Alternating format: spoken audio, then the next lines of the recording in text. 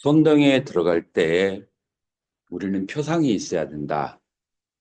그래서 예를 들었을 때 우리가 관세음보살 정근을 할 때 관세음보살이라고 하는 그 이름, 그 다음에 관세음보살이라고 하는 그 형상, 그 형상이 표상이에요. 자, 그래서 이 표상을 얘기할 때 크게 세 가지로 얘기할 수 있어요. 자, 일단 저 바깥에 있는 관세음보살이 있을 거 아니에요? 그 대상으로서의 표상, 대상이 있어요. 그 다음에 그 대상을 내 마음에서 계속 사진을 찍어가지고 그것이 내 마음에 있어야 돼. 바깥에 있는 대상은 그거는 필요가 없어요. 바깥에 있는 대상이 내 마음으로 와서 이미지가 찍혀야만 되거든요. 그래서 그게 초기 표상이라고 그래요.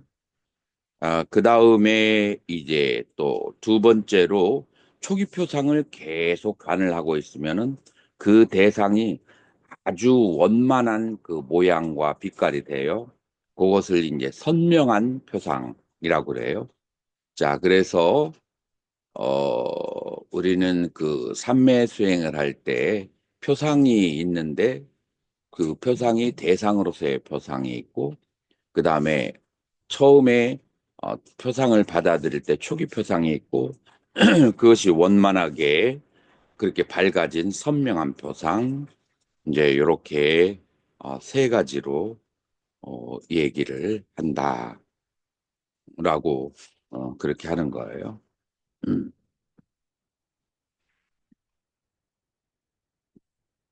중간에 이해가 안 가는 게 있으면 질문해 주세요. 그래서 초기 표상 우가하님이 있다라고 하는데 집중 대상의 정신적 이미지, 내 마음의 이미지가 생기는 거예요.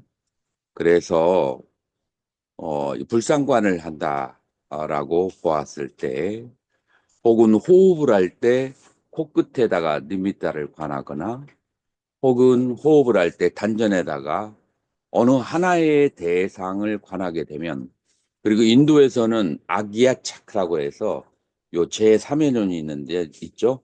거기에다가 집중을 하는 경우가 있어요. 자, 그래서 그 무엇을 그 하든지 간에 초기에는 이제 어렴풋한 모양으로 표상이 잡혀요. 자, 그래서 초기 표상이라고 얘기하는 거예요. 자, 그런데 이제 이것은 그 선정에 들어가는 요소 중에서 무엇을 통해서 초기 표상을 얻을 수 있죠? 윗다락사, 윗다가를 통해서 심을 통해서 이 초기 표상을 얻을 수 있어요. 근데 내가 애써 노력하지 않아도 표상이 그 저절로 선명하게 떠오르는 때가 있어요. 지금 이것은 초기 표상이고, 그 다음에 노력하지 않아도 표상이 저절로 아주 선명하게 떠오르는 경우가 있어요.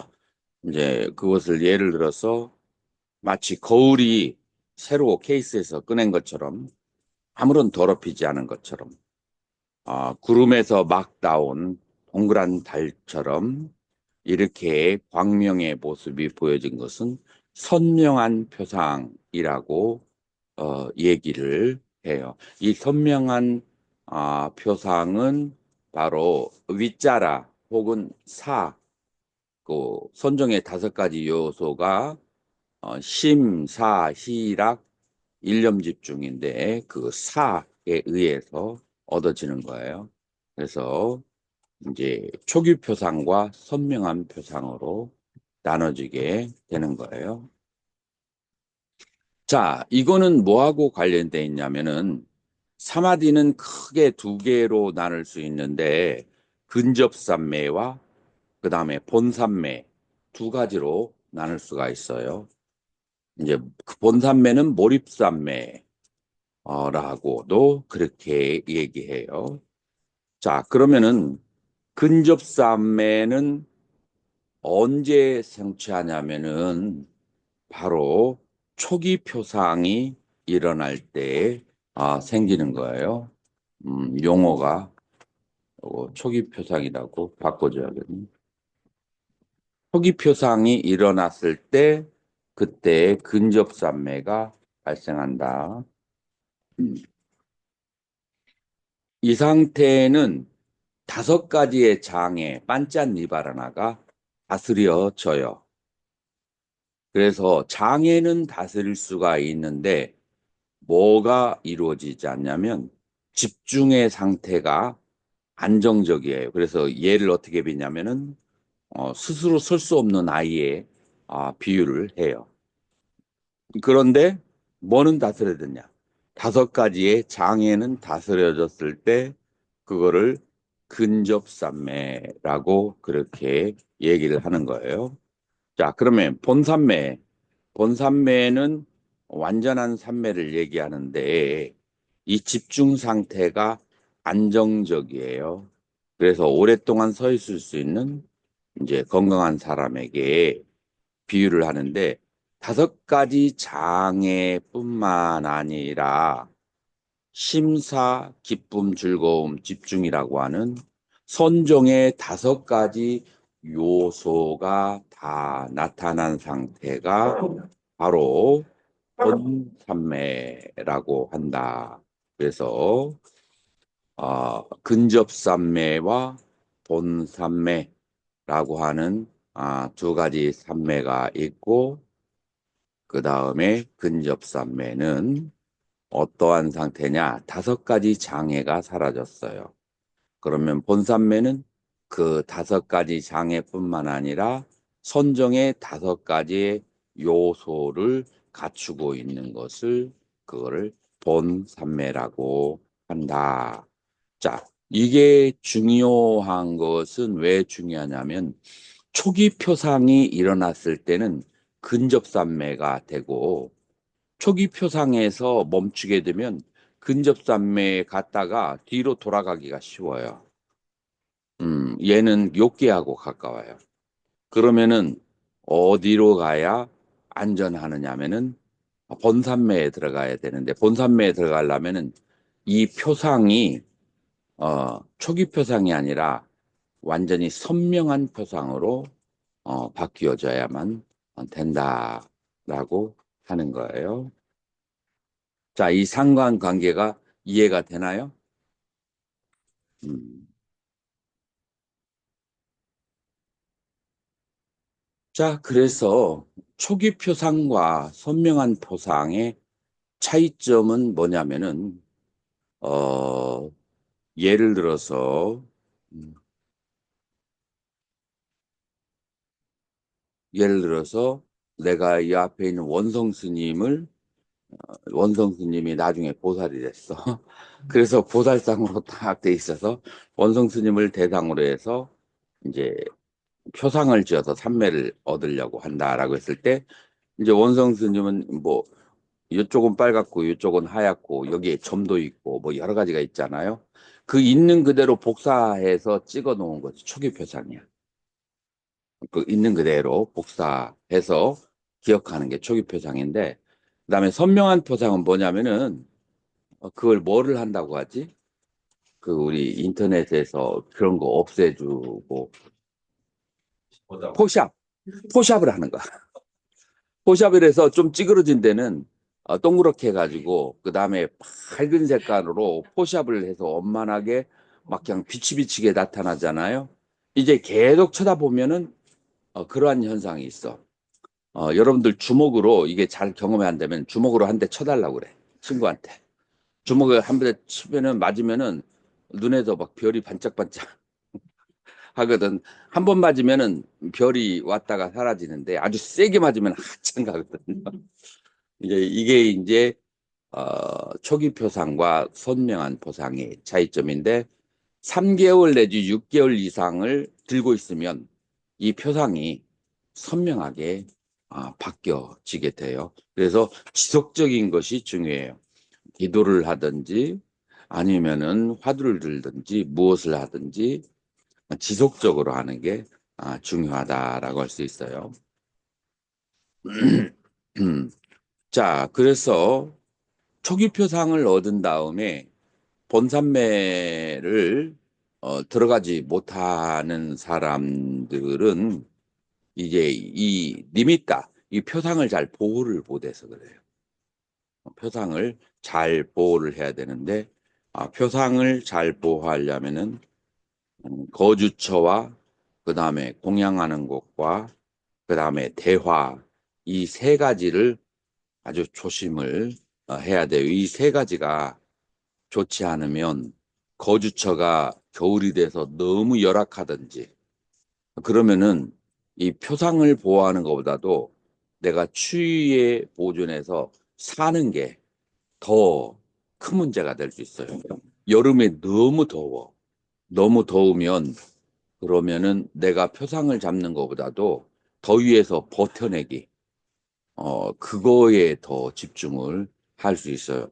나는 50도가 되는 더위에서 살아봤기 때문에 이걸 너무나도 잘 알아요. 50도 되는 데서 있게 되면은 공부도 중요하지만 건강 같은 거 신경 쓸 데가 없어. 내가 먼저 살아야 돼. 그래서 건강식 같은 것은 생각하지도 못해요. 그래서 나는 인도 식빵이 저거 첨가물을 넣기로 유명해요. 그래서 일주일, 이주일 내놔도 안 상해. 인도 과자하고 인도 빵은. 그래서 나는 인도에서 살 때 50도가 될 때 바라나시에서 그 인도 빵을 주로 먹었어. 왜냐면 안 상하니까. 그래서 잼하고 발라가지고 앉아서 앉아서는 더워서 못 견뎌요. 방바닥에 엎드려가지고 누워서 그 빵 먹고 살았어요. 그래서 이제 밤이 되면은 이제 해가 사라지면 그때 좀 일어서서 그때 산책하고 돌아다니고 해가 있을 때는 다니기가 어려워요. 그래서 이런 환경이나 먹는 것이 너무 열악하면 표상을 깨트릴 수가 있어요. 이제 가장 중요한 것은 지금 현대 사회, 대한민국 같은 경우는 뭐 이런 경우는 드물고 대화, 말을 잘못해가지고 그래가지고 표상이 깨트려지는데 말에 32가지 잘못하는 게 있어요. 이게 전부 다 어디에 나온 거예요? 청정도론에 나온 내용들이에요. 그래서 원성 스님 한번 읽어보세요. 경에 나타나는 쓸데없는 담론은 암과 같다. 왕, 도둑, 대신들, 군대, 공포, 전쟁에 대한 담론, 음식, 음료수, 옷, 침대, 화환, 향, 친척, 차에 대한 담론, 마을과 읍, 도시에 대한 이야기, 나라에 대한 이야기, 여자 이야기, 영웅 이야기, 거리 이야기, 우물 이야기, 전에 죽은 자에 관한 이야기, 하천연 이야기, 세상의 기원에 대한 이야기, 바다에 관련된 이야기, 시비에 대한 이야기. 자, 이게 이제 32가지. 이런 데에 마음과 감정이 가게 되면 표상이 깨트러져요. 그래서 이런 데에 마음을 두지 않고 그 다음에 표상 하나를 보호하기 위해서 계속 아침, 저녁으로 계속 그 표상 하나에 집중을 해야 된다라고 하는 거예요. 겨울에는 이런 거 하기가 쉽죠. 겨울에는 날씨가 춥고 바깥에 할 일이 없으니까 이제 표상 하나를 보호하기가 쉽죠. 자, 그 다음에 아까 세 가지 했는데 네 번째로는 사람, 그래서 산매를 닦는데 도움이 되는 사람하고 가까이 해야 되고 그 다음에 쓸데없는 얘기하고 나면은 공부에 힘이 붙었다가 다시 그 영상이 흩어지게 돼요. 그래서 어, 초발심작용문 여러분들 배웠어요? 앞에가 처음에 시작이 어떻게 되죠? 부초심지는 수원리 아구하고 이게 이제 삼매를 닦는데 도움이 돼요. 지혜를 닦을 때는 그 선악을 구별하면 안 돼요. 지혜를 닦을 때는 악한 사람도 선한 사람도 관찰하는 힘이 있어야 되니까. 그런데 삼매를 닦을 때 그때는 이렇게 그 악우를 삼매에 도움이 안 되는 사람들을 멀리해야 돼요. 그다음에 음식도 있고 그다음에 기후가 적당한 곳에서 있어야 되고 삼매를 닦는데 네 가지 중에 하나가 본인에게 적절한 자세가 있어요. 네 가지가 뭐죠? 행주자와 그 행이라고 하는 것은 걷기 명상이에요. 내가 많은 사람들 보면 걷기 명상을 통해서 삼매에 드는 사람이 10명 중에 7명이 되더라고요. 내가 이렇게 가르쳐 보면 현대인들이 몸이 안 좋아서 그럴 거예요. 그래서 걷기 명상이 잘 되는지 그 다음에 어떤 경우에는 가만히 서 있어서 명상이 하는 경우가 있어요. 그래서 허리가 안 좋다고 좌선을 못 한다고 해서 명상 못 하는 게 아니에요. 음, 그래서 내가 이 걷기 명상을 개발시킨 이유가 허리를 다치고 나서 그랬어요. 손을 좌선하면서 앉아 있기가 어려워서 걷기 명상을 하다 보니까 허리도 좋아지고 그러면서 산매에 들 수가 있더라고요. 자, 그래서 앉아 있는 것과 자, 특이한 경우에 누워서도 명상에 들어가는 경우가 있어요. 너무 의욕이 많고 욕심이 원력이 강한 사람은 막 하려고 하는 에너지가 너무 강해서 앉아 있거나 걸으려고 할 때 마음이 에너지를 너무 발산시켜서 산매에 못 들어가는 경우가 있어요. 이렇게 너무 노력하는 사람들은 누워서 편히 쉬고 특히 변비 있는 사람들, 노력 많이 하는 사람들, 그런 사람은 누워서 그렇게 와선하는 게 더 나을 수가 있어요. 자, 이런 이제 여러 가지를 고려했는데도 그래도 이 본산매를 성취하지 못하면 그러면은 10가지에 대해서 이제 관찰을 하고 숙달을 시켜야 된다. 그래서 아빠나가 본산매를 얻기 위한 이제 숙달, 토살라가 10가지가 돼요. 이제 어떻게 10가지가 되냐면은 첫 번째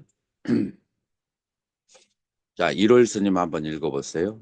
정팍을 깨끗이 함, 수행자의 몸과 개인 소집은 깨끗하게 유지되어야 한다. 오분을 조화롭게 유지함, 표상에 능숙함, 마음을 분발해야 할 때 마음을 분발함, 마음을 절제해야 할 때 마음을 절제함, 마음을 격려해야 할 때 마음을 격려함, 마음을 평온해야 할 때 마음을 평온하게 함, 산매에 들지 않는 사람을 피함, 산매에 든 사람을 섬김, 산매의 마음을 돕니다. 자, 이렇게 10가지를 항상 주의를 하면서 그러면서 이제 삼매에 드는 10가지의 숙달을 일으켜야 된다라고 그렇게 말할 수가 있어요. 자, 두 번째로는 오근의 균형을 유지해야 된다라고 하는데 오근이 뭐죠? 오근이 그래서 신심 그리고 정진 그 다음에 사띠, 알아차림, 그리고 선정, 지혜, 이렇게 5가지가 오근이라고 그래요. 근데 이 오근이 너무 그 언밸런스가 되면 그러면은 다른 근들이 기능이 수행이 안 되고 이제 그렇게 됐을 경우에 삼매에 들어가는데 장애가 와요. 그래서 오근의 균형을 유지해야 되는데 믿음과 지혜 사이가 균형을 이뤄야 되고 그 다음에 집중, 노력과 삼매 사이에서도 균형이 유지해야 돼요. 그래서 사띠는 음, 얼마든지 강해도 좋은데 2가지 하나는 믿음과 지혜, 또 하나는 노력과 산매. 이 두 개가 한쪽으로 너무 기울어지면은 산매가 언밸런스가 와요. 자, 그래서 이제 오근이라고 하는 것은 밸런스를 유지해야 된다. 그다음에 오력이라고 하는 것은 무엇이냐면은 이 다섯 가지가 밸런스가 된 다음에 이 다섯 가지가 각각 힘을 발휘해야 돼요.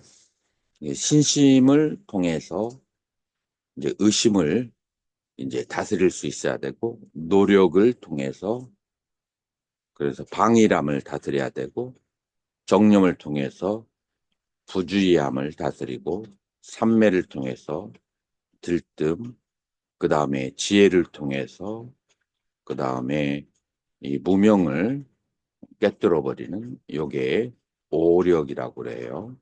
자, 그래서 오군을 통해서 밸런스를, 오력을 통해서 그 다섯 가지의 장애를 그걸 다스린다라고 그렇게 할 수가 있어요. 자, 오군을 어떻게 이제 유지하냐면, 만약에 신심이 어, 너무 강하고 신심이 너무 강하면 지혜가 좀 떨어지는 경우가 생길 수가 있어요. 신심이 너무 강하면 지혜가 떨어지고 그 다음에 정진을 바르게 할 수가 없어요. 그 다음에 마음 챙김이 너무 강하면 신심이 너무 강하면 정진도 마음 챙김도 선정도 통찰지의 기능도 제대로 일어날 수가 없어요. 그래서 신심이 강한 사람은 통찰지를 개발 노력을 해야 돼요. 자, 여러분들 주변에 그런 사람들 있어요, 없어요? 너무 그 신심이 강하면 부처님에 너무 의지하고 그 다음에 관세음보살에 너무 의지를 하다 보니까 기도하면 다 된다라고 생각해서 열심히 경전을 보거나 지혜를 닦는 것을 소홀히 하는 경우가 있어요. 그리고 이 다섯 가지 오근이라고 했는데 오근은 다섯 가지 근기라는 말도 돼요. 본인이 신심형이 있고 지혜형이 있고 그다음에 노력형이 있고 삼매형이 있어. 월견 스님은 무슨 형이라고 좀 지혜형에 서명 스님 에? 두루두루 밸런스가 좋아. 아이고. 그 뒤에 스님은 어느 쪽이 더 강한 것 같아? 저도 지혜 쪽인 것 같습니다. 스님도 지혜 쪽이고, 그 우리 옆에 있는 스님, 두루두, 그건 여러분들이 자기 자신을 관찰을 잘 안 해서 그래요. 예를 들어서 앉아 있으면 저절로 삼매에 든다. 그게 바로 이제 어, 자기가 삼매형이라는 것이에요. 그 다음에 이제 신심이 강하다. 신심이 강한 사람 치고 지혜가 개발한 사람이 없어. 그래서 신심이 있는 사람들은 대부분 사유력이 조금 강한 사람들은 떨어져. 그리고 사유력이 굉장히 강한 사람들은 그 잘합니다. 남이 말한 것도 의심부터 하기 시작해요. 그래서 사유력이 강한 사람은 그 의심의 기능이 강해요. 그 다음에 노력의 기능이 강한 사람은 밤낮으로 뭔가를 계속 하고 있어. 항상 가만히 있지를 못해. 뭔가를 그 사람들이 가지고 있는 기본 철학은 뭐냐면은 뭐 구슬이 서말이라도 꿰어야 보배다. 그런 철학을 가지고 있어요. 손을 돌리지 않으면은 들판이 운전옥답이 된다. 그래서 그런 철학을 가지고 있어서 한시도 쉬지 않고 집에 들어오면은 뭔가를 열심히 갈고 닦고 이제 그런 사람이 노력형이에요. 그래서 쉼 없이 노력하는 사람. 이제 그 다음에 삼매형인 사람은 어떤 사람이냐면은 그 노력하는 거에 대해서 아무런 의미를 갖지 못해. 모든 것이 무상해 보이고 그래서 생각을 멈춰서 그냥 생각하는 걸 자체를 싫어해. 그게 삼매형이다. 그래서 생각이 굉장히 무거운 사람들이에요. 그래서 돌처럼 움직이지 않아. 그런 게 이제 삼매형이에요. 자, 이렇게 해서 사람들 보면은 이렇게 5가지 중에 하나가 조금 더 특징이 있어요. 자, 그래서 이제 신심이 강한 경우에 대표적인 일화가 왁갈리 장로예요. 혹시 기억나나요? 이 장로가 어떤 사람인지? 이 장로가 길을 걸어가시는 바라문인데 부처님을 한번 딱 보고 이 사람 관상에 능한 사람이었어요. 그 바라문들 중에서 32상호 이 관상을 보는 것에 특수화된 사람이 있는데 이 스님 부처님은 모든 상호가 다 갖춰 있는 거야. 그다음부터 그 완전한 상호를 보기 위해서 일부러 출가를 했어요. 그래서 부처님 법문하시면은 계속 얼굴만 쳐다보고 있고 몸만 쳐다봐. 32상호를 보기 위해서. 이 하도 그렇게 너무 이제 부처님만 쳐다보니까 부처님께서는 그 마이샬리로 가면서 너는 여기 남아 있어. 안 데려갔어요. 그런데 이 비구는 계속해서 부처님 상호에 대해서 관을 하는 거예요.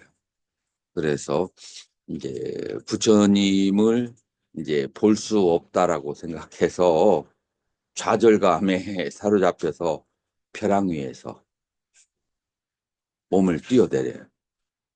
그런데 부처님께서 신통력이 있으시잖아요. 신통적으로 벼랑 위에서 이렇게 내려다 보면서 그러면서 이 비구에게 얘기해요. 내려. 그쪽에서 머물거리지 말고 이쪽으로 내려오너라. 너는 신심에 의해서 그렇게 했을 것이다. 라고 하니까 이 스님이 그 벼랑에서 부처님의 말씀에 의지해서 그래서 그 높은 그 벼랑에서 공중으로 뛰어내려요. 공중으로 뛰어내렸는데 어떻게 됐을까요? 박살났을까요? 아니면 어떻게 됐을까요? 거기에서 신통력이 있어요. 그 믿음의 힘에 의해서 그래서 몸을 날려서 신통력을 얻게 되고 그 다음에 아라한과를 얻게 돼요. 성경에도 보면은 뭐 믿음이 뭐한 사람은 믿음이 뭐한 사람은 뭐 산을 옮길 수도 있다. 뭐 그런 말이 있잖아요. 그래서 이 사람은 믿음으로 신통력을 얻고 그 다음에 이 해탈을 아라한과를 얻은 사람의 이제 일화예요. 그래서 이제 두 번째로 믿음이 강한 사람이 팔자를 완전히 조지려고 했다가 괜찮아진 사람이 누가 있어요? 앙굴리말라. 앙굴리말라는 지혜가 없었기 때문에 스승이 1000명의 손가락을 그걸 잘라가지고 그래가지고 말라 화환을 만들면 네가 깨달음을 얻을 수 있다. 라는 말을 듣고 999명의 손가락을 자르고 마지막으로 누구를 만났어요? 부처님을 만난 거예요. 우리 중국에서는 100명인데 인도 원전 그 빨리어 원전에는 1000명이에요. 아마 중국에서는 1000이라는 숫자가 아마 잘못 쓰지 않았을까. 목걸이 하려면은 100개 정도 오면 족한데 생각해서 아마 숫자 하나 뺐을 줄 몰라요. 그래서 빨리 원전과 그 다음에 인도에 내려오는 그 얘기도 1000명이. 그래서 999명을 죽였다가 그 다음에 마지막으로 부처님을 만나죠. 부처님을 만나서 이제 부처님이 천천히 걸어가요. 천천히 걸어가는데 이 앙굴리말라가 뭐 999명을 죽였을 정도면 힘이 장사 아니에요. 그래서 막 엄청나게 빠르게 달려가는데 전혀 거리가 좁아지지 않아요. 부처님은 천천히 걸어가는데 그래서 할 수 없이 계속 가라고 뒤에서 소리를 질렀어요. 그러니까 부처님이 뭐라고 대답했어요? 나는 언제나 서 있는데 너는 늘 헐떡거리고 쉬지를 못한다. 라고 그 말을 딱 들으면서 충격을 딱 먹었어요. 자기는 달리기를 걷는 것을 멈추라고 했는데 이 사람은 되받아치기를 나의 마음은 멈췄지만 너의 마음은 한 번도 쉬지를 못한다. 라고 딱 받아치니까 거기에서 뭔가 딱 깨달음이 왔어요. 이제 그래가지고 결국 아라한가를 얻게 되죠. 이제 이 경우에도 만약에 부처님을 만나지 못했으면은 정말 사막도에 떨어질 수 있는 그런 경우죠. 이제 그래서 믿음은 잘못 가이드 되면 이거는 굉장히 인생을 망치는 길로 갈 수가 있어 지혜에 의해서 컨트롤이 돼야 된다라고 그렇게 얘기를 하죠. 근데 만약에 노력을 너무 많이 하게 되면 마음에 휴식이 없어요. 마음에 휴식이 없으니까 다른 오근도 잘 그렇게 작동할 수가 없어요. 가장 대표적인 예가 소나 비구, 소나 장로죠. 소나 장로와 고문고의 비유. 그래서 이 사람도 바라문 출신이에요. 바라문 출신이라서 굉장히 그 음률에 정통한 바라문인데 이제 부처님을 뵙고 출가를 했는데 아무리 수행을 해도 마음의 안정 그것이 오지가 않아요. 이제 부처님께서 이 비구를 보시고 노력을 너무 많이 해서 그래서 삼매에 들지 못하는 것을 보시고 이 사람의 그 과거 경력을 알잖아요. 이게 검고를 잘 타는 사람이라. 위나예요. 빨리어로는 위나라고 그래. 그래서 검은고는 아니에요. 이제 비파의 일종인데 선이 5개인가 밖에 없는 선이 작은 그런 비파를 그렇게 타는 사람인데 비파의 비유를 들어요. 비파가 느슨하면 소리가 잘 나오더냐? 아닙니다. 비파를 너무 강하게 하면 소리가 어떻게 나오느냐? 소리가 갈라지면서 끈이 끊어집니다. 그러면은 네가 위나를 탈 때 검은고는 어떻게 해야 되는가? 위나를 너무 강하지도 않고 너무 느슨하지도 않게 해야 됩니다. 마찬가지로 수행을 너무 노력만 하거나 아니면 너무 노력하지 않거나 이건 양극단이고 어느 정도 노력하면 쉴 줄도 알아야 된다. 이제 그 말을 듣고서 그대로 수행을 해서 그래서 아라함가를 얻게 되죠. 자, 그래서 노력을 하면서도 마음이 평정을 얻을 수 있을 그 정도만의 노력을 해야만 돼요. 그래서 잠을 뭐 2시간, 3시간만 자는데 깨어는 있는데 마음이 안정스럽지 않고 신경이 곤두서 있어. 이거를 100일 동안 그렇게 앉아 있어 봐요. 그러면은 심신에 문제가 생기죠. 이제 이런 경우에는 잠을 좀 더 자야 된다는 얘기예요. 그래서 잠을 좀 어느 정도 자서 마음이 평화로워진 상태, 이제 그 상태에서 이제 수행을 해야 된다. 그래서 이거는 뭐 노력이 너무 강한 경우인데 여러분들 중에서 뭐 이런 사람이 있나요?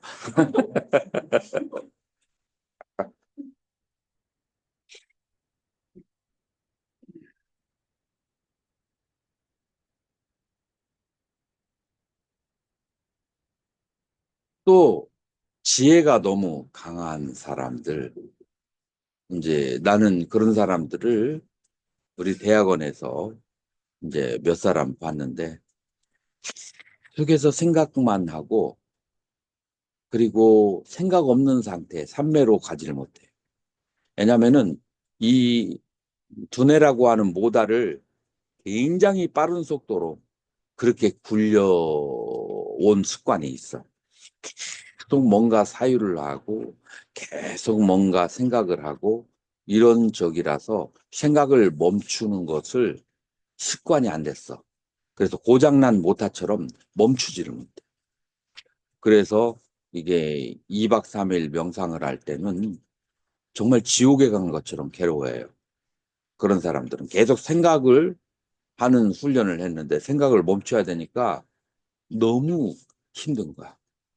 그래서 이게 통찰지가 강하고 믿음이 약한 사람은 늘 비교하고 연구만 하고 수행으로 들어가지가 않아요. 이런 경우를 뭐라고 비교하냐면은 약사가 있는데 수백 가지 약을 매일 먹어 건강에 좋으라고.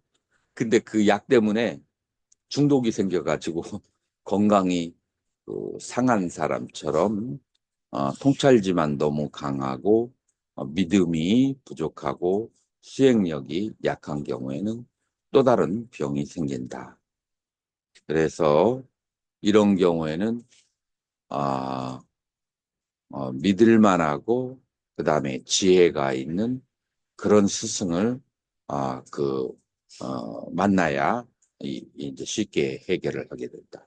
그래서 두 가지가 모두 아, 균등해야 된다. 어떻게 균등해야 된다? 노력과 산매가 그다음에 지혜와 통찰지 이것이 그 밸런스를 맞춰야 된다. 지혜랑 철지랑 다른 건가요? 여기 지금 이제 곧 나올 거예요. 지혜가 무엇인지, 어, 무엇인지에 대해서 지혜가 무엇인지는 이제 기본적으로 통찰치라고 하는 것은 빤야의 음, 해석인데 빤야의 번역인데 이 빤야는 뭐냐면은 아 뿌라 플러스 냐예요. 그래서 냐는 알다 그런 뜻인데 뿌라 한 걸음 더 깊이 들어가서 아는 거예요. 그래서 지금 우리가 눈으로 대상을 봤을 때는 그냥 사람이에요. 사람인데 그러나 지혜를 통해서 알게 되면은 저 사람이라기보다도 색수상행식 오온이 계속 빨리 돌아가는 거예요. 그리고 오온을 다시 바라보면 지수화풍이 이 4대가 계속 움직이는 거예요. 4대가. 그래서 이렇게 가만히 보면 지금 월견 스님이 지금 손가락이 계속 움직이잖아요. 풍대. 그 다음에 몸을 움직이잖아요. 풍대. 그 다음에 몸이 보이잖아요. 지대. 이제 그 다음에 뭐 이런 식으로 해서 지수화풍 4대가 몸을 이루고 그 다음에 마음이라는 것은 수상행식이라고 이렇게 분해를 하는 거예요. 분해를 해서 지수화풍 수상식을 하면은 이 지수화풍 수상행식은 계속해서 움직이고 있어요. 사람은 뭐 안 움직일 줄 몰라도 지수화풍 수상행식은 계속 움직이고 있는 거예요. 그게 어떻게? 일어났다, 소멸했다, 일어났다, 소멸했다. 그렇게 바라보는 것은 무상하다고 보는 거예요. 뭐가? 지수화풍 수상행식이 생멸을 거듭하니까 무상한 것이고, 그 생멸을 거듭하는 것에 계속해서 과거에 머물러 있어라 라고 집착을 하면 괴로움이고, 그리고 끊임없이 생멸을 하는 데는 조건에 의해서 생멸하기 때문에 자기 스스로는 실체가 없어서 무아라고 그렇게 보는 것을 통찰지라고 그렇게 하는 거예요. 자, 그거는 통찰치인데 이런 것을 하는 사람은 사유력이 뛰어난 사람들이 이런 걸 주로 많이 해요. 사유력이 없는 사람들은 바로 이런 쪽으로 가지 못해요. 이제 그것은 이제 그러나 사유력이 없는 사람도 삼매를 사성까지 체험하게 나면 그럼 통찰지로 가기도 해요. 이제 사유력이 있는 사람들은 초선에 들기도 전에 이 무상고 무아를 이해해요. 그런 차이가 있죠. 결국은 사유력이 없는 사람도 사선을 성취하고 나면 통찰지로 가게 되는데 그거는 사선 이후의 얘기고 사유력이 있는 사람들은 초선 이전에 그와 같은 이치를 꿰뚫어서 알고 그러면서 사물의 무상성을 생각하게 되는 거죠. 이제 그게 이제 바로 지혜형의 특징이다라고 말할 수가 있어요. 음, 이런 식으로 통찰지를 개발할 때 드는 생각이 정말로 그 비유를 할 때 사물을 있는 그대로 비추는 것도 있겠지만은 그 안에 뭐랄까 좀 관점이 들어간다고 해야 될지 아예 무분별한 게 아니라 어느 정도 기존에 그렇게 지수와 분수상 형식으로 관찰해야겠다라는 어떤 그 관점이 들어간 상태에서 관찰을 한다고 느껴지는데 그게 무분별치는 그러니까 아예 생각이 없이 관찰하는 거랑 이렇게 관점이 들어가서 관찰하는 거랑 둘 중에서 그 관점이 그러니까 조금씩 그렇게 생각이 개입되는 게 원래 맞는 건지 좀 궁금했었어요. 그거는 초선 이전에 관찰을 하느냐, 초선, 2선, 3선, 4선에서 관찰하느냐에 따라서 달라지는 거예요. 지금 무분별의 상태는 4선에서 관찰하는 거예요. 근데 4선 이전이라도 관찰을 해야 그래야만이 수행하는 대로 자기가 돌아갈 수가 있죠. 그러니까 초선에 들기 이전에 혹은 초선에서 관찰하면은 사유의 찌꺼기가 주관이 남아 있는데 그건 어쩔 수가 없어요. 그건 사선이 되기 전까지는 없을 수 없는 거예요. 대답이 됐나요? 그러니까 좋은 것은 사선에서 관찰하는 무분별지가 가장 좋은데 그러나 그 이전에 관찰을 안 해버리면 수행하려고 하는 신심이 안 생기잖아요. 그러면은 그 이전에 이렇게 관찰할 때 사선되기 전에 관찰을 할 때 의도적으로 그렇게 이런 지수학 분 그리고 수상형식 무상분 무한하는 관점을 의도적으로 제가 올려야 되는지 아니면 그거는 우리가 그렇게 할 수 있는 것은 부처님에 대한 부처님의 그 경전의 가르침을 우리가 배웠잖아요. 그 가르침에 의지해서 문해라고 하죠. 그 문해에 의해서 그렇게 사회를 하는 거예요. 그래서 이거는 완전한 높은 단계는 아니지만 그렇게 시작을 하죠.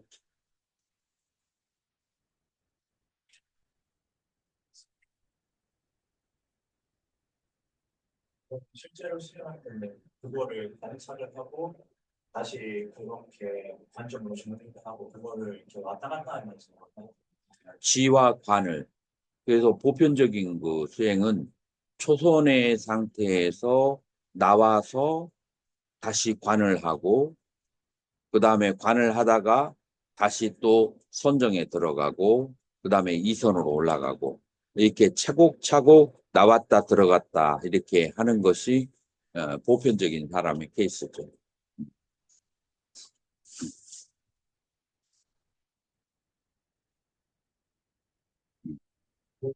처음에 들기 이전에 일상 속에서 관찰을 할 때는 이제 공상에 들어갈 수 없을 텐데 그렇게 관찰을 할 때는 이게 순간순간 관점이 좀 들어간다고 할 수 있는 건지 그때는 들어가죠.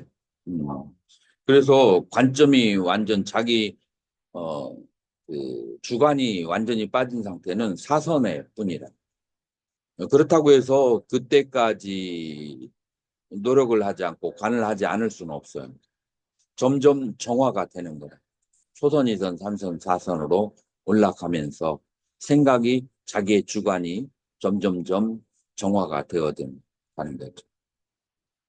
그런 일상생활 속에서는 그런 관점을 의도적으로라도 좀 자주 떠올리는 게 수행에 좀 도움이 그게 그 기본적인 방법이죠.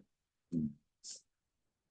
그러면은 뭐 그냥 저절로 될 때까지 가만히 있는단 말이에요. 그러면은 수행이라고 할 수가 없지. 저절로를 기다린다면. 사회랑 수행을 좀 딸려가지고 그게 수행할 때 생각 없이 관찰하는 게 아니면 그게 조금씩 그게 들어가는 좀 그게 좀 하고 있었어요. 아, 사회와 수혜라도 초선을 얻은 사람의 수혜하고 이선을 얻은 사람의 수혜, 삼선을 얻은 사람의 수혜, 사선을 얻은 사람의 수혜가 각각 달라요. 이유가 뭐예요? 왜냐면은 초선을 얻은 사람은 아직 뭐가 남았느냐면은 밑닦아 윗자라 심사가 남아 있어. 그것으로 관을 할 수밖에 없어. 이선을 얻은 사람은 그러면은 어 희와 락이 있어요. 그 희라고 하는 것은 지금 고통에서 막 빠져나온 사람의 기대감이거든요. 그 기대감에 의지해서 관을 할 수밖에 없어.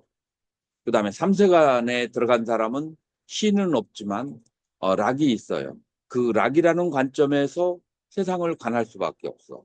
언제 아주 객관적이고 보편적인 관찰을 할 수 있냐면은 이 락마저도 노합을 해서 보라키우가 다 떨어진 상태에서 모든 느낌으로써 이 평등한 상태, 그런 우페카의 상태에서만 관점이 다 벗어지는 거예요.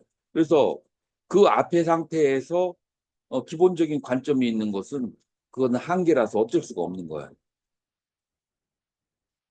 전에 있는 것들은 약간의 그런 관점들이 주관에 들어갈 수밖에 없지만 그래도 그렇게 부처님 법을 떠올리는 것 자체는 어찌됐든 그때 할 수 있는 최선이다. 이제 사회라고 하는 것은 이제 무엇이냐면은 자 무상보 무아라고 했어요. 자 무상보 무아라고 했는데 갑자기 옛날에 먹었던 음식이 먹고 싶어져. 무상하지만 그게 먹고 싶어져. 자, 그 다음에 옛날에 만났던 그런 친구, 뭐 그런 사람들이 보고 싶어져. 지금 뭐 교회 목사가 됐는데 옛날에 좋았던 그 친구를 보고 싶어져. 자, 그렇게 됐을 때 이거를 사회를 통해서 어, 관을 하는 거예요. 문예라고 하는 것은 부처님이 그 말씀하신 그 가르침에 의지해서 그래서 생각을 해서 적용을 시키는 거야. 구체적인 사건 속에서. 구체적인 어떤 나의 그 욕망이 일어났을 때, 번뇌가 일어났을 때, 미움이 일어났을 때, 특히 미움이 일어났어. 누군가가 내가 굉장히 싫어하는 그런 사람을 선방에 들어왔어. 선방에 들어왔는데 나는 공기가 에어가 좀 있는 걸 좋아하는데 저축은 빼샥 말라가지고 날카롭게 생겨가지고 바람 한 점도 못 들어오게. 근데 난 답답해 죽겠어. 그래서 문 좀 엽시다 라고 하니까 자기는 문 열으면 감기 걸려서 안 된대. 그래서 한철 내내 둘이 옥신각신해. 저 사람이 좋아 보이겠어요? 싫어 보이겠어요? 싫게 느껴지죠. 이 싫은 마음이 생겼을 때 그때 사회를 하는 거예요. 이 싫은 마음이 생겼을 때 사회를 어떻게 사회를 해요? 저 사람은 단백질이 부족하고 그 다음에 가죽만 남았고 비계가 없어서 보통 사람보다도 추위를 느끼는 힘이 나보다도 3배, 4배는 있을 것이다. 그렇기 때문에 저 사람을 내가 이해를 해줘야 된다.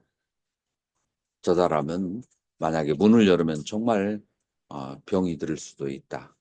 라고 생각을 해. 이제 그러다가 그것도 안 돼.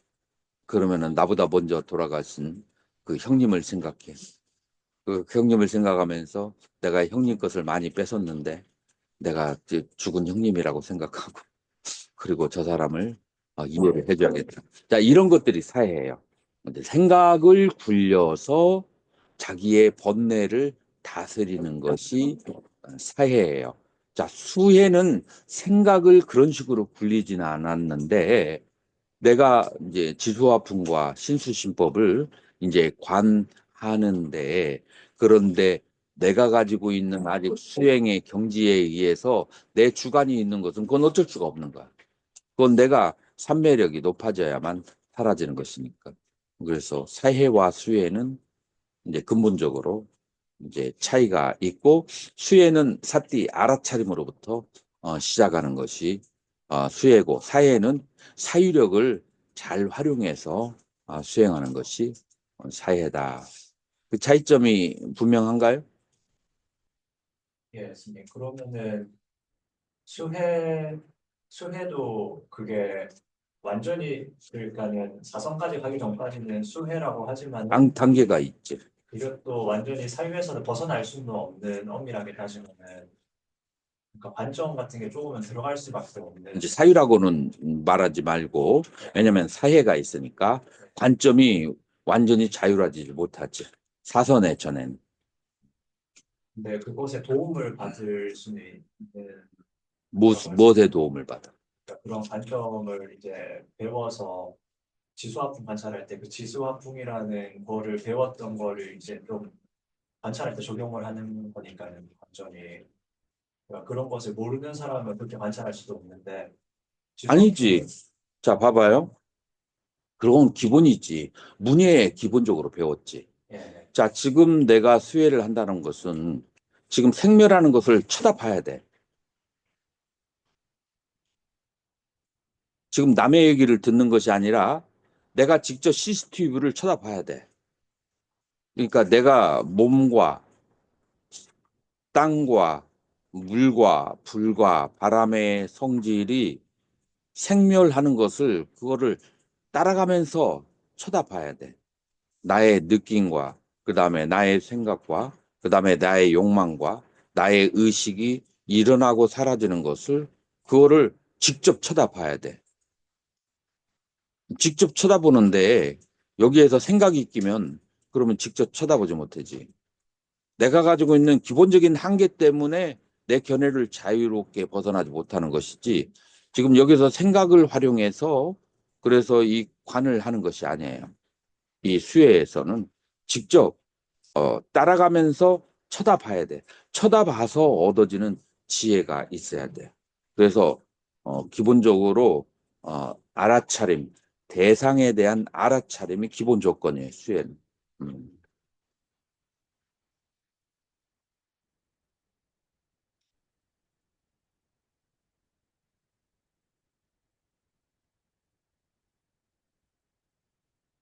자, 그래서 이제 5번째 마음 챙김은 모든 요리의 맛을 내는 소금과 향료처럼 모든 것에서 필요하다라고 하는 거예요. 그래서 마음은 마음 챙김에 의지한다. 그래서 마음 챙김이 없으면 이제 분발과 절제라고 하는 것이 존재하지 않는다라고 하는 거예요. 자, 마음 챙김이라고 하는 것은 암이에요. 자, 그래서 믿음이 혹은 지혜가 어느 게 지나친지를 알아야 돼요. 그 다음에 노력과 그 다음에 산매가 어느 것이 지나친지 부족한지 알아야 돼요. 그래서 알았을 때 분발을 하거나 절제를 시켜야 된다. 그래서 믿음이 너무 강하면 절제를, 그 다음에 지혜가 부족하면 분발을 해야 되고, 자, 이런 모든 기능은 알아차림에서 온다라고 하는 거예요. 스님이 그 질문을 하는 이유를 내가 알아요. 내가 그런 사람들을 여럿을 과거에 만났어요. 이런 경우에는 이 질문을 대답을 하면 끝이 없어. 근데 언제 이게 해결되냐면은 본인이 한 2박 3일 정도 놓치지 않고 이 지수화풍과 신수신법을 쫓아가 보면 그러면은 이 차이를 확연히 몸으로 체득할 수 있어요. 이건 체험하는 수밖에 없어. 자, 그래서 이제 세 가지 표상이 있는데 첫 번째로는 이제 카시나 만달라, 요거는 뭐 쉽게 얘기하면 불상관을 하는데 불상관을 할 때 표상을 얻는 그런 기술이 있고, 그 다음에 그것을 발전시키는 것과 세 번째는 보호하는 것.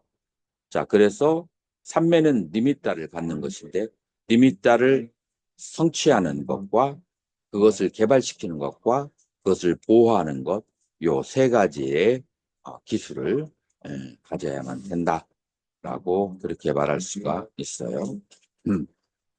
자, 마음이 느슨하고 해이해졌을 때, 자, 이럴 때는 어떤 식으로 분발을 해야 되는가? 법에 대한 관찰과 노력과 그다음에 삐띠, 이 정신적인 성향이 있는 거죠.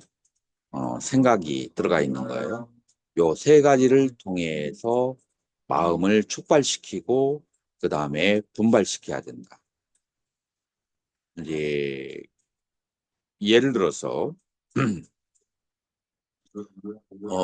여러분들은 이 비유가 잘 이해가 안 되겠지만 인도 가본 사람 있나요? 손 한번 들어보세요. 없어? 아니, 정말로? 아무도 없어요? 월견 스님은? 저런, 그랬구나. 인도에 가면은 주요 원료가 뭐냐면은 인도에는 소를 보존하니까 소가 굉장히 많잖아요. 소를 함부로 해칠 수가 없잖아요. 소고기 먹을 수 없고. 자, 그래서 소에서 나오는 똥이 있어요. 근데 소가 뭐를 먹죠? 주로 나무들을 많이 먹잖아. 나무 이파리 같은 거, 여물 같은 거. 그러면은 그 소똥을 갖다가 그거를 이렇게 동그랗게 잘 반죽해 가지고 집에 있는 벽에다가 찰싹 던져 이렇게 붙이거든요. 그리고 아궁이에다가 그걸 던져 가지고 붙여 놓으면은 며칠 지나면은 말라요. 말라 가지고 그거를 뭘 하게 좋냐면은 저 불떼기가 좋아. 그래서 이제 소똥으로 이제 지금 현재도 인도에서는 소똥 그 마른 걸로 불을 떼거든요. 자, 그런데 불을 떼는 사람이 소똥이 아직 덜 마른 거나 그다음에 생풀이나 그다음에 막대기로 그다음에 불을 피울 때 조금 그 피우는 걸 뭐라고 하죠? 불을 처음 피울 때 필요한 게 있잖아요. 갈비라고 하죠. 갈비를 넣어서 그래서 불을 붙여야 확 불이 붙어 오르잖아요. 이런 그 불을 만들려고 하는 사람이 이런 젖은 소똥이나 큰 막대기나 그 다음에 생풀로 불을 붙일 수가 없는 것처럼 마음이 느슨하고 해이해졌을 때 고요하거나 선정, 그 다음에 평등심, 이걸 수행하게 되면은 더 밑으로 깔아앉아 버려. 그래서 불을 피우는 사람이 마른 소똥이나 그 다음에 풀을 말린 거나 그 다음에 막대기를 잘게 쓰는 거. 그런 것들을 사용하면 이제 불을 처음 피우는 그 저기로 사용할 수 있는 것처럼 마음이 해이해졌을 때는 세 가지 요소를 닦아야 된다. 그 세 가지가 뭐죠?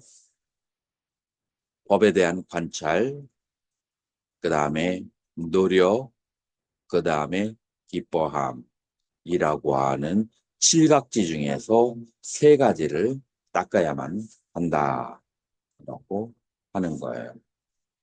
잠깐 휴식을 취할까요?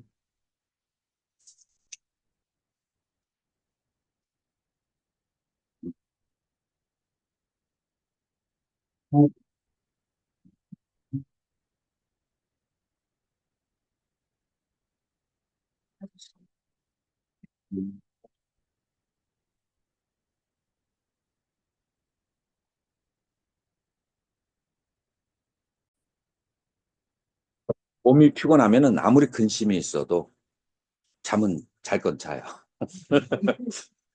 그러면은 고민도 굉장히 심플해져. 근데 잠이 부족한 상태에서 몸이 피곤한 상태에서는 똑같은 사건도 굉장히 더 부정적으로 보여. 그리고 지혜도 나오지가 않아요. 그래서 체력 단련이 굉장히 중요해요. 교육이 아카데미가 어디에서 제일 먼저 시작됐죠? 아카데미아. 아리스토텔레스의 아카데미 교육이 그게 이제 가장 먼저 시작됐고 이제 그 이전에도 교육이라는 게 있었어요. 소크라테스 그쪽에도. 그러나 소크라테스에서부터 아리스토텔레스까지 교육이 기본 뭐가 있는 줄 알아요? 몇 가지가 교육일까요? 첫 번째가 운동이에요. 운동을 왜 교육을 시키지? 두 번째가 음악이에요. 세 번째가 웅변. 과목이 이렇게 세 가지로 나눠지게 돼요. 자, 운동을 해서 건전한 신체에 건전한 정신을 이라는 표어가 나왔어요. 네, 그래서 그 다음에 음악을 공부하는 건 뭐 때문에? EQ, EQ를 개발하기 위해서 정서적으로 안정감을 가지기 위해서. 그 다음에 웅변은 사람을 조종해서 그래가지고 이제 전쟁을 하거나 아니면 정치를 해야 되니까 웅변 그렇게 한 거예요. 그래서 운동이 교육 과목에 옛날 초창기부터 들어간 이유가 바로 건전한 신체에 건전한 생각이 깃들기 때문에. 자, 그래서 이제 아까 선명쌤이 질문했던 그 법에 대한 관찰, 이 법에 대한 관찰이라고 하는 것은 이제 어떤 것을 관찰하냐면은 지금 내가 하는 행위가 선한 업인지 악한 업인지 지금 내가 하는 말이 저속한 말인지 고상한 말인지 이제 자기의 말과 행위가 생각과 말과 행위가 선한지 악한지를 그거를 따지는 것을 그걸 관찰이라고 그렇게 하는 거예요. 그래서 7가지 법이 택법각제를 일으키는데 이제 법에 대해서 계속 공부를 해야 되고 그 다음에 5가지 감각기관을 고르게 해야 돼요. 자, 법에 대한 의미를 2번은 깨끗이 함이라고 하는데 선명하게 이해를 해야 되고 그다음에 4번은 지혜 없는 사람들을 멀리하고 그다음에 지혜 있는 사람을 의지하고 그다음에 이제 수혜로 가서 오온과 12처를 늘 관찰을 하는 것이고, 그 다음에 행주장하에 늘 법을 관찰. 자, 오온과 12처를 관하는 것. 오온은 뭐고 12처는 뭐예요? 오온은 자기 내면에서 일어나는 거고 12처는 뭐예요? 감각기관을 통해서 들어오는 거. 그것을 관찰하는 거예요.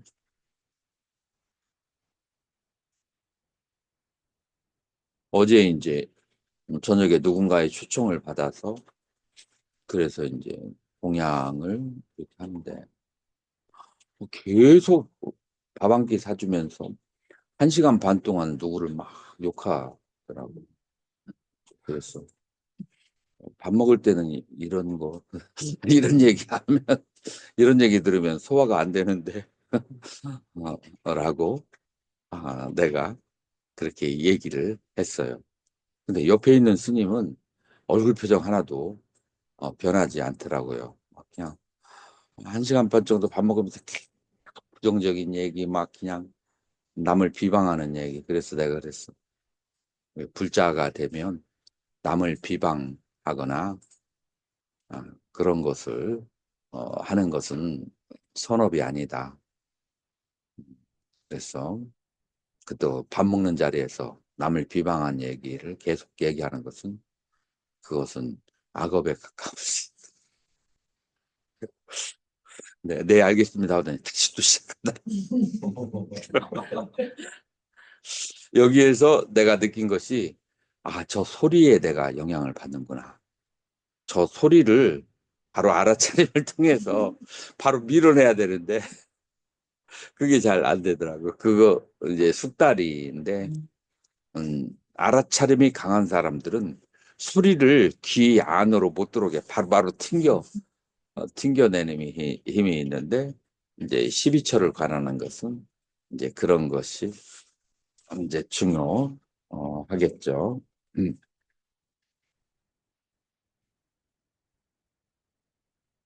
자, 그래서 지금 현재 우리가 뭐를 하고 있는죠? 마음이 느슨하고 게을러졌을 때 법에 대한 관찰을 하고 그 다음에 위리야 노력을 하는 거예요.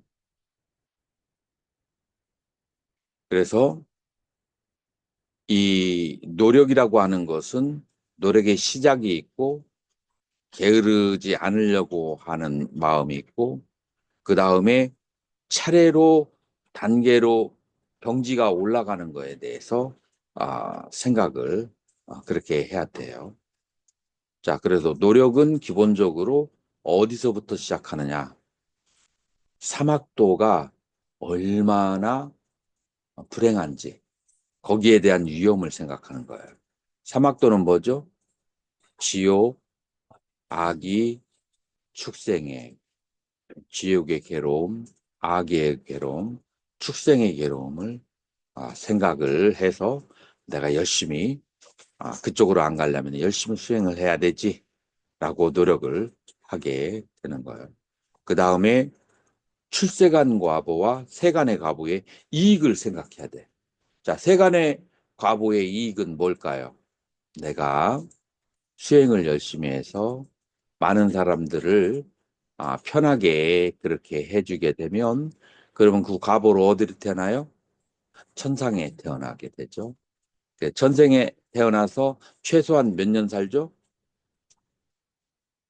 내가 경전을 보면은 최소가 30만 년, 30만 년에서 1억 년 사이가 6개의 세간의 수명이에요. 구사론에 한번 보시면 3장에 잘 나와 있어요. 30만 년에서 1억 년. 30만 년에서 1억 년인데 우리가 경전의 근거로 보면은 난다라고 하는 부처님의 누구죠? 난다가? 난타? 누구라고요? 아니야, 난타. 난타는 부처님의 이복 동생이에요. 그러니까 어머니 마야분이 돌아가시고 어머님의 동생인 마아빠자 고따미가 아버님하고 결혼하셨잖아요. 자, 결혼하고 나서 다시 낳은 아들이 있어요. 그게 누구예요? 그게 바로 난타예요. 그런데 난타가 이제 이 성년식을 거행하면서 대관을 물려받으려고 할 때 부처님께서 축하하러 가셨다가 바로를 이렇게 잡게 했어요. 바로를 잡고서는 부처님이 앞으로 걸어가시는 거야. 그러니까 쫓아오다가 그냥 탁 걸려가지고 머리 깎고 사립을 머리 깎아서 죽 만들어라 라고 해가지고 마음의 준비가 전혀 없는 상태에서 그렇게 출가를 했으니까 그 순달이라고 하는 그 공주가 아름다운 공주가 막 그냥 어쩔 수 없이 보고 싶은 거예요. 자, 그랬을 때 부처님께서 뭐라고 말씀하시냐면 천상에 되었습니다. 아니 그렇게 말로만 하지 않았어.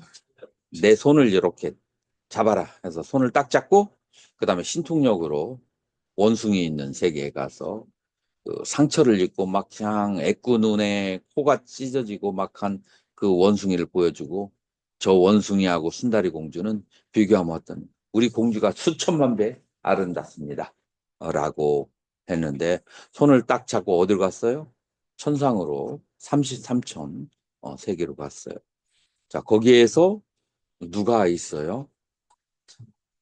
천녀가 48명이 꽃잎처럼 늘어서서 춤을 추는 것을 보고서는 그래서 막 그냥 너무 그 황홀하고 입이 쫙 벌어지고 그래서 그때 이제 부처님께서 말씀하셨어요. 너희 그 순다리 공주와 저 원숭이하고 비교해 봤을 때 다시 또 순다리 공주와 이 천녀하고 비교했을 때 어떻게 생각하느냐 하니까 제가 비유하자면 순다리 공주는 저 그 눈짝짝이 원숭이 공주만도 못합니다. 네가 원한다면 이 천녀를 다 가질 수 있다. 그러면은 너무 좋지요. 라고. 저는 한 명도 만족합니다. 그러니까 부처님께서 한술 더 떠서 한 명이 아니라 이 모든 천녀를 다 네 것으로 할 수가 있다. 그러면은 여기에 네가 태어나면 그렇게 할 수 있다. 그러면 여기에 태어나려면 어떻게 해야 됩니까? 내가 따르는 대로 몇 년만 수행하면 된다. 그래서 돌아와서 열심히 수행을 해서 결국은 이제 해탈을 열반을 얻었잖아요. 자, 그러니까 이건 뭐냐면은 천상에 태어나는 이익을 생각하는 거죠. 자, 그런데 이미 마음의 깨달음을 얻고 나니까 그 천상의 여성이라고 하는 것도 무상한 것이고 실체가 없다는 무아의 도리를 깨달아 버린 거예요.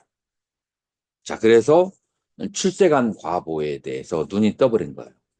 자, 이렇게 해서 이제 수행을 하면은 무엇과 무엇에 이익이 있다고요? 세간과 출세간에 이익이 있는 것을 생각을 그렇게 해야 돼요. 그 다음에 이 길을 먼저 가신 부처님과 스승들을 억념을 하면서 이제 노력을 하려고 해야 되고 그 다음에 내가 보시받은 것을 회양해야 되는 것을 생각하고 부처님의 이 자비와 은혜를 생각하고 그 다음에 게으르게 사는 도반을 멀리하고 그 다음에 노력하는 사람을 가까이 하고 자 이렇게 하면서 노력하는 마음이 생기게 된다라고 하는 거예요.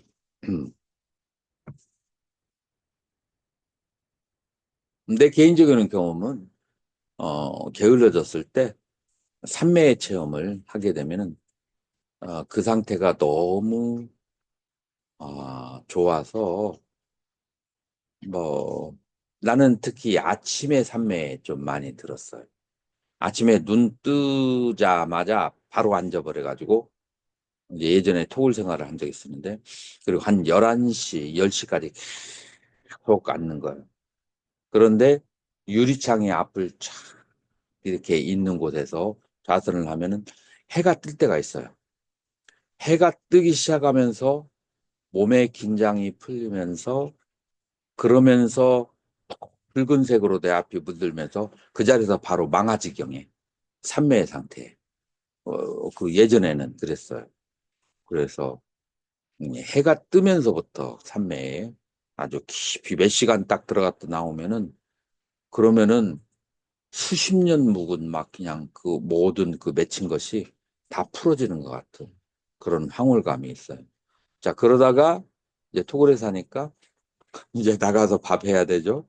그 다음에 장작 준비해야 되고 주변 정리해야 되죠. 이제 그렇게 하고 한 4시나 정도 돼야 시간이 나요. 그러면 4시에 또 해가 질 때잖아요. 그때 한 2시간 정도 하다가 6시가 되면은 너무 추워서 이제 그 다음에는 이제 방에 들어와서 이제 책을 경전을 보고 그렇게 이제 3년을 내가 지낸 적이 있는데 이제 그런데 언제만 기다리냐면은 다음날 아침만 기다려요. 아침이 딱 되면 어떤 현상이 있냐면은 생각이 흐름이 끊기잖아요. 저녁에 잘 때. 물론 안 끊기는 사람도 있는데 이게 조금만 노력을 가면 생각이 흐름이 끊겨진가. 딱 일어났을 때 아무 생각이 없을 때 바로 수식관 숫자를 하나에서부터 천까지 계속 세는 거예요.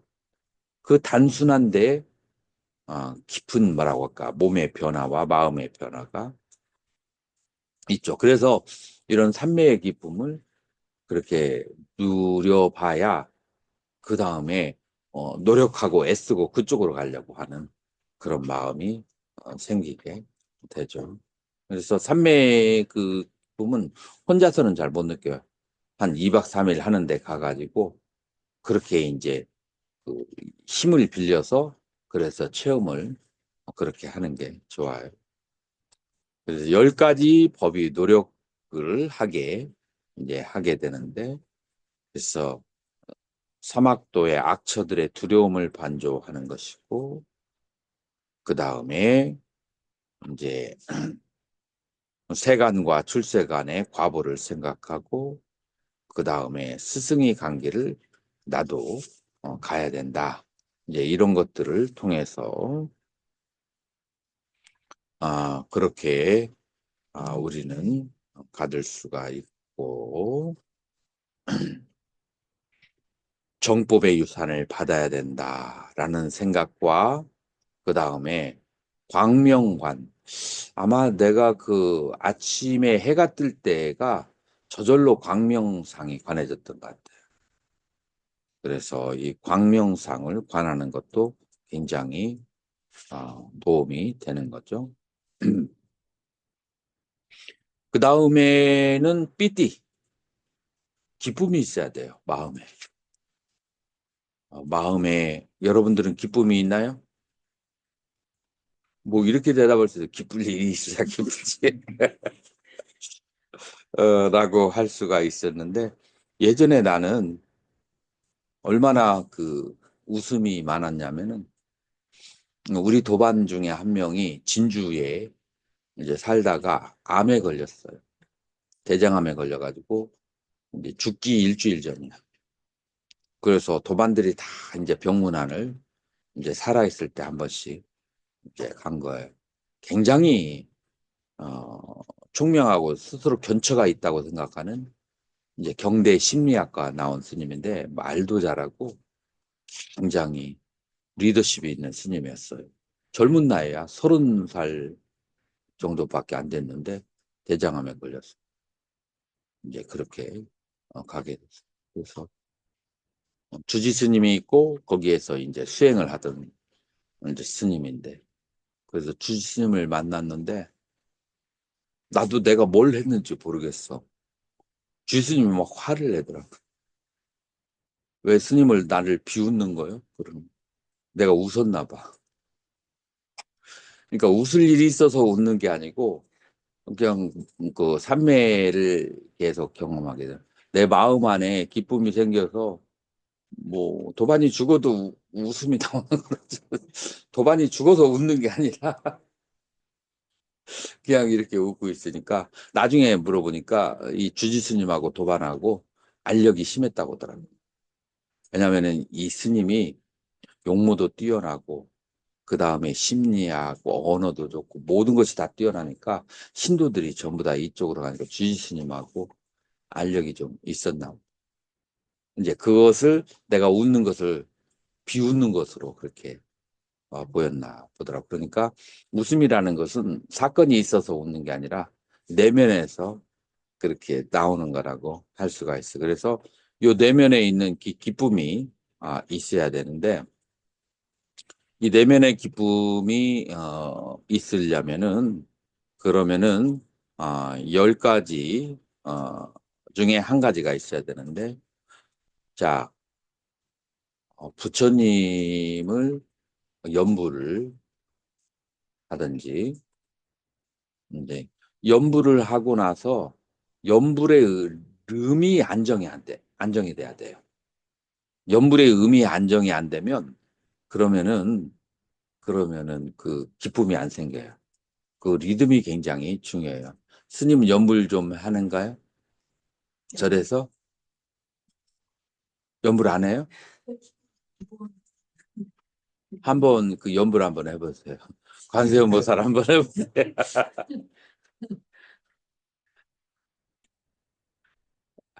원성 스님이 한번 해봐요. 관세음보살.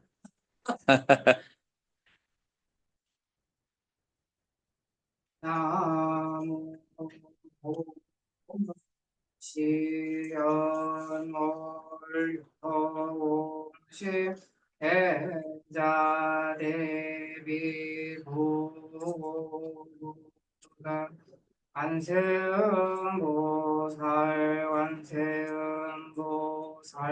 완세음보살 조금 더 천천히.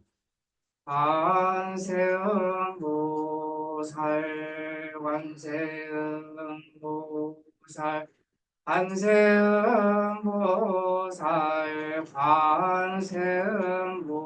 됐어요. 이제 소리를 들으니까 어때요? 뭔가 그 음의 리듬이 있잖아요. 그러면 거기서 즐거움이 생겨요. 만약에 본인이 연부를 해도, 근데 100%는 아니야. 지금 스님이 연부를 이제 공부하느라고 좀 소홀히 했어요. 맞습니다. 근데 연부를 계속 하면은 스님은 그쪽으로 소리가 아주 잘 될 수 있는 그런 적인데 그 음이 안정이 되게 나오잖아요. 하면서 안에서 즐거움이 생겨요. 그 연불에는 리듬이 굉장히 중요해요. 스님은 음악을 좋아하나요? 그래서 음악성이 있는 사람이 연불을, 음친 사람들은 연불이 잘 안 되더라고. 그래서 이제 전생의 업이 음치와 그 다음에 그 음치가 아닌 것으로 나타나는 것 같아요. 자, 그래서 이 불수념은 리듬이 중요하다. 법수념은 법에 대해서 관을 하는 거예요. 법이라고 하는 것은 한마디로 얘기하면 뭐가 되죠? 어, 한마디로 딱 그렇게 잘라서 얘기하면 초기 불교와 그 다음에 아비담마 구사론에서 공통적인 건데 그게 뭐냐면은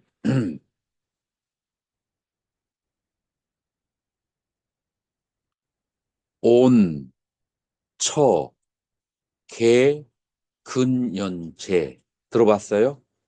오온, 12처, 그 다음에 18개, 그 다음에 근, 22근, 12연기, 그 다음에 사성제, 이렇게 온촉의 근연제라고 하예요. 이게 지혜의 대상인데 이 6가지를 또 사유에서 관을 하는 것이 법수념이에요. 자, 그래서 이 법수념을 하는 데는 뭐가 필요해요? 지성이 필요해요. 불수념을 하는 데는 뭐가 필요해요? 음악성이 필요해요. 그 다음에 이제 승수념 이라고 하는 것이 이제 우리 그 공양 올릴 때 공양 올릴 때 이 승에 해당하는 게 뭐죠? 서건동진, 급아해동, 역대전 등 제대조사, 천하종사, 일체, 이제 여기가 바로 승에 해당하는 거예요. 자, 그래서 과거의 역사 속에서 자기가 존경하는 스님들을 이렇게 관찰하는 거예요. 존경하지 않는 스님을 관찰할 필요가, 실망한 스님들은 관찰할 필요가 있을까요, 없을까요? 괜히 그 실망한 스님들 생각하면 그건 승수념이 아니에요. 그런 사람들 다 빼버리고 자기가 정말로 그 존경하는 스님들에 대해서 이제 관을 하는 거예요. 자, 계라고 하는 것은 자기가 계를 지키고 있는지, 계를 잘 지키는 사람들만 관을 해야 돼요. 계를 잘 못 지키는 사람이 이거 관하면은 요것도 이제 본질이 어긋나요. 그래서 계를 잘 지키는 사람은 내가 이 계를 통해서 계를 잘 지켰으면 최소한 천상에 태어날 것이다. 라고 가는 것이 이 계를 통해서 오는 기쁨이에요. 그 다음에 관대함은 짜가라고 하는데 이 짜가는 뭘 말하냐면은 남에게 보시를 많이 하고 남의 잘못을 용서해 주는 그런 관대함이에요. 이제 그래서 이런 그 관대한 일을 했으면 그것을 억념을 하는 거예요. 자, 지금 이것을 억념하면은 이거 상내는 거 아니냐라고 생각할 수도 있어요, 없어요? 근데 목적이 상을 내는 게 아니라 기쁨을 일으키기 위한 거예요. 내가 보시를 했을 때 상대방이 즐거워했던 것, 내가 용서를 했을 때 상대방과 화합을 했던 것, 그거를 생각하면서 내 안에 기쁨을 일으키는 데 목적이 있어요. 그 다음에 천수념은 뭘까요? 천상에 있는 신들을, 자, 그래서 천상에 있는 신들이 어떻게 시작되죠? 천상에 있는 신들이 먼저 사천왕, 그 다음에가 도리천, 그 위에는 도솔천 내용궁이 있죠. 자, 그리고 그 도솔천 위에는 또 뭐가 있죠?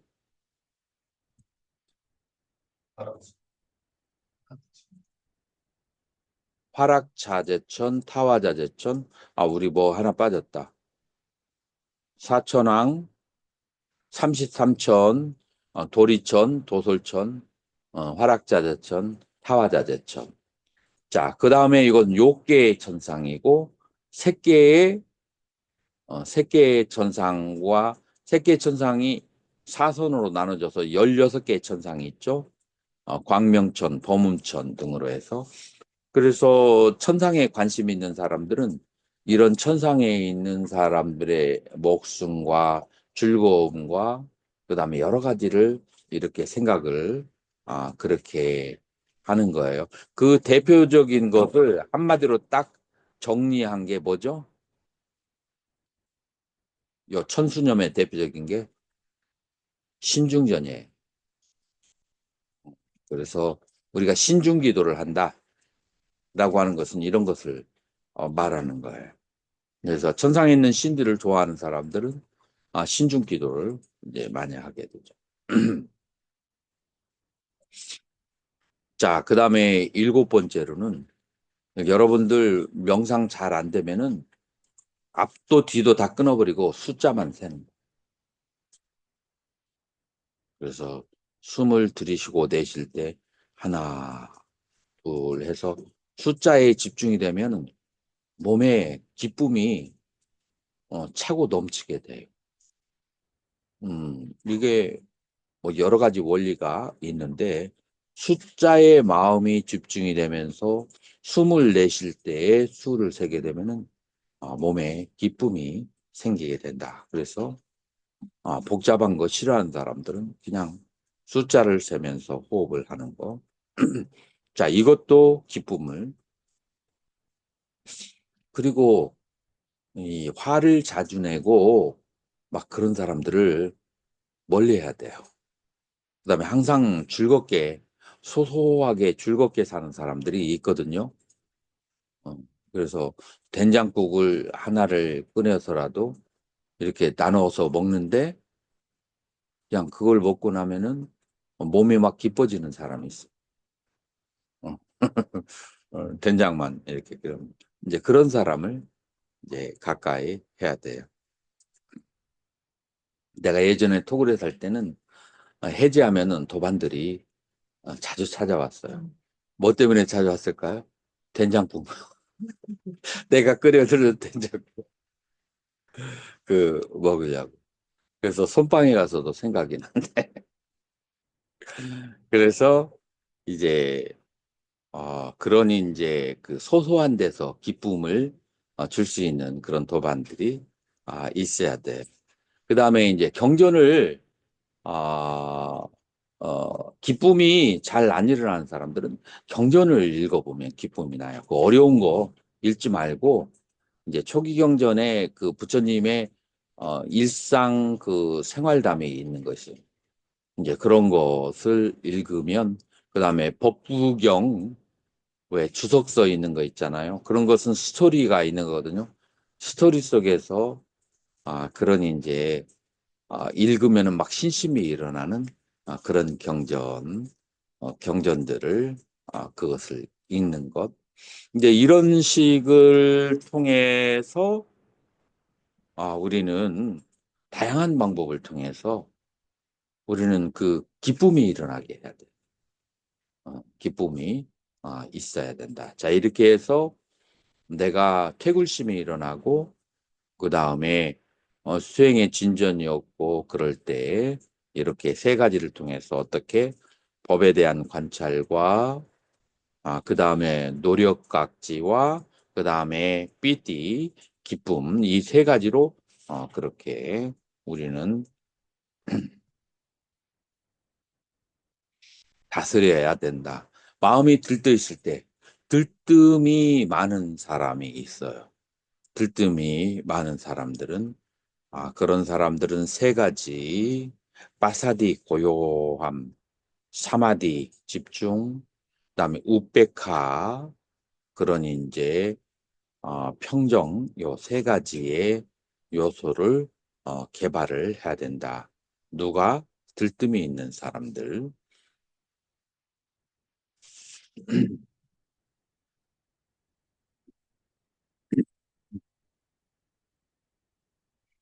그래서 마음이 들떠 있을 때는 빠사디 경안각지를 닦고 손정각지와 사각지를 닦아야만 된다는 거예요. 어떻게 어떻게 하면은 이제 몸이 편안하고 마음이 편안한 그런 저기를 해야 되냐면은 어, 마음이 하나의 표상에 집중되어 있으면 그러면은 이 이 편안한 상태를 얻을 수가 있다라고요. 마음을 하나의 표상에 집중시키면 그 다음에 이 경안을 보조하는 7가지 법이 좋은 음식과 편한 기호와 편안한 자세와 그 다음에 지나치지 않은 적절한 노력 번뇌가 많은 사람들을 가까이 하지 말고 몸과 마음이 편안한 사람을 가까이 하고 항상 경안을 누리려고 해야 된다. 자, 이 경안을 누릴 수 있는 것은 어디에서 오느냐면은 마음이 하나의 표상에 집중을 잘해야 되는데 내 과거의 경험으로는 가장 쉬운 방법이 호흡의 숫자를 세는 거. 이거는 어떤 자기가 없이 인간이 가지고 있는 가장 쉬운 적이기 때문에 숫자를 세는 것에 집중하는 것이 중요하다.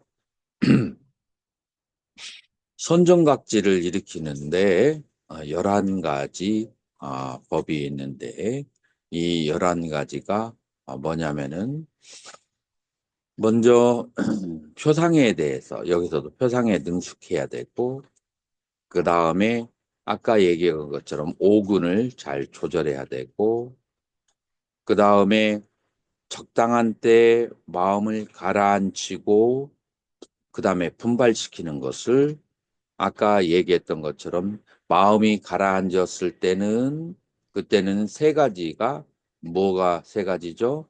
그거는 바로 택법, 노력, 그 다음에 삐띠, 기쁨이라고 하는 것을 그 다음에 마음이 들떠 있을 때는 그건 경안과 선정과 그 다음에 우박하로 그것을 다스릴 수 있어야 된다. 그 다음에 신심이 떨어졌을 때는 활기가 떨어졌을 때는 신심과 두려움으로 자기를 격려하고 그 다음에 자기 마음을 평온하게 지켜보는 것과 산매에 들지 않은 사람을 멀리하고 산매에 든 사람과 가까이 하고 그 다음에 선과 해탈을 이렇게 반조하는 것 이런 것들이 정각지를 일으키게 한다. 자, 우페카를 사각지 평등심이라고 그렇게 얘기하는데 이 사각지는 어떤 식으로 우리가 얻을 수 있냐면은 모든 마음의 대상에 대해서 평등심을 일으켜야 된다. 마음이 인식하는 대상들에 대해서 그것은 나도 아니고 나의 것도 아니다. 그건 마음에 인식되어지는 대상 외부에서 온 것이다. 라고 하면서 그것들에 대해서 평등심과 그 다음에 나의 것이 아니라는 그런 마음을 가져야 된다. 라고 하는 거예요.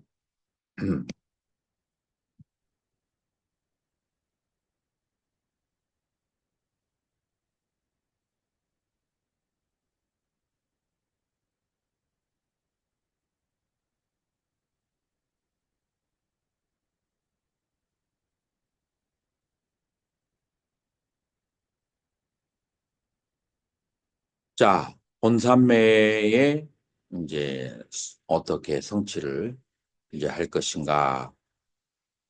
이제 본산매를 얻지 못하더라도 이제 낙담하지 않아야 되고, 이제 마음을 평정하게 하면서 노력을 계속 하는 것이 마치 어떤 식으로 했냐면은, 배를 타고 가는 사람이 돛을 내리고 올리는 것을 잘하는 것처럼 해야 돼요. 어떻게 돛을, 바람이 안 불면 돛을 펴야 되겠어요? 감아야 되겠어요? 돛을 활짝 펴서 작은 바람에도 배가 앞으로 가야 되고, 바람이 심하게 불어. 그러면은 돛을 어떻게 해야 돼요? 돛을 내리고 그 다음에 감아야 돼요. 왜냐하면은 그 바람에 의해서 배가 멀리 가기 때문에 오직 키만 잡아야만 돼요. 방향만 저기를 해야 돼요. 자, 그렇게 하는 것처럼 이 평형 감각을 잘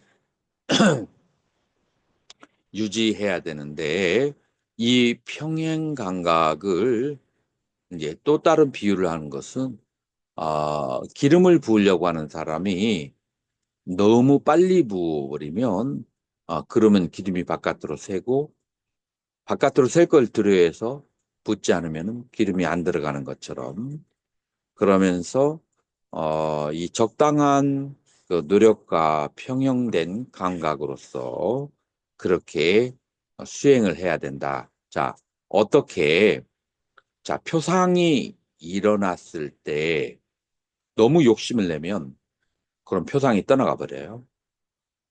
왜냐하면 들뜸 때문에. 그래서 표상이 일어나면 지나치게 욕심을 내거나 들뜨지 않고 그 다음에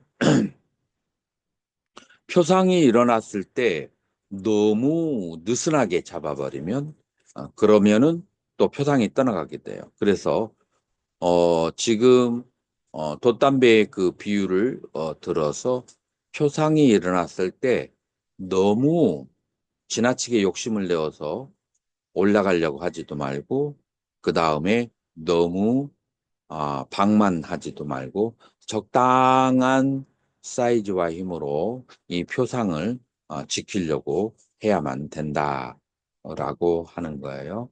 지금 여러분들이 그 전부 다 명상 대상은 다 하나씩 있죠? 그래서 이번 겨울 방학에 명상 대상에 대해서 표상을 갖는 것이 어, 좋아요. 그래서 하나의 대상에 집중했을 때 오는 평화와 기쁨이 존재하는 거예요.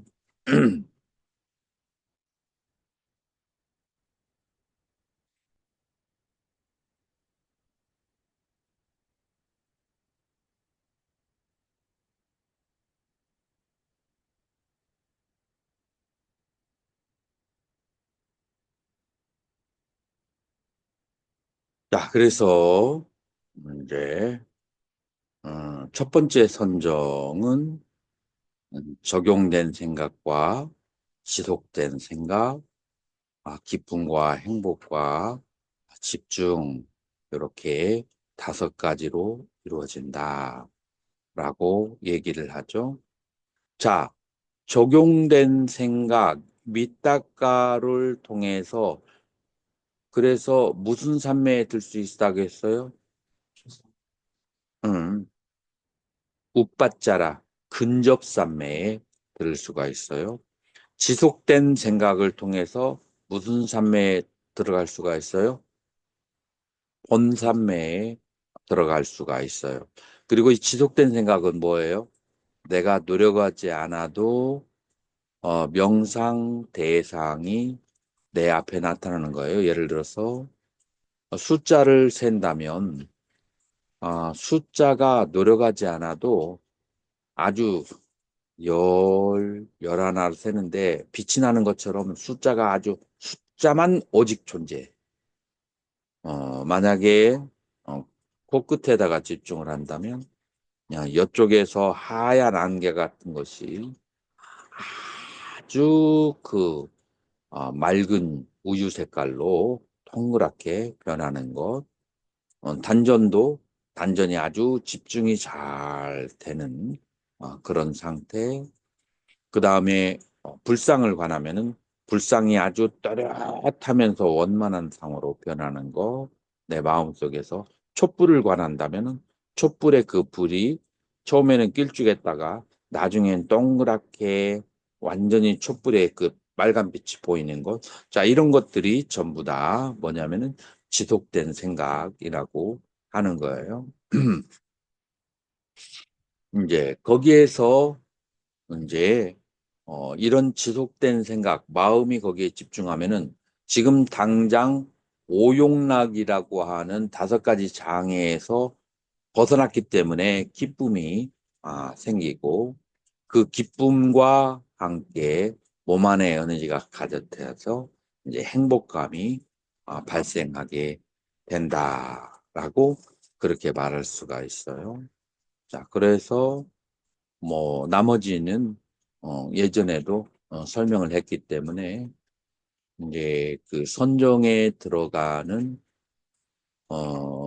그런 방법론, 그다음에 선정에 들어갈 때에 주의해야 될 사항, 그리고 선정이 만약에 이루어지지 않았을 때 어떤 식으로 마음을 치우쳐야 되는가, 이런 거에 대해서 설명을 했으니까 요게 지금 들으면 잘 와닿지 않을 수도 있는데 나중에 여러 번 이제 교재를 보면서 한번 저기 하다 보면은 내 지금 현재 상태에 맞는 것을 자세히 이해하다 보면 그러면은 와닿는 부분이 있을 거예요. 질문 있을까요?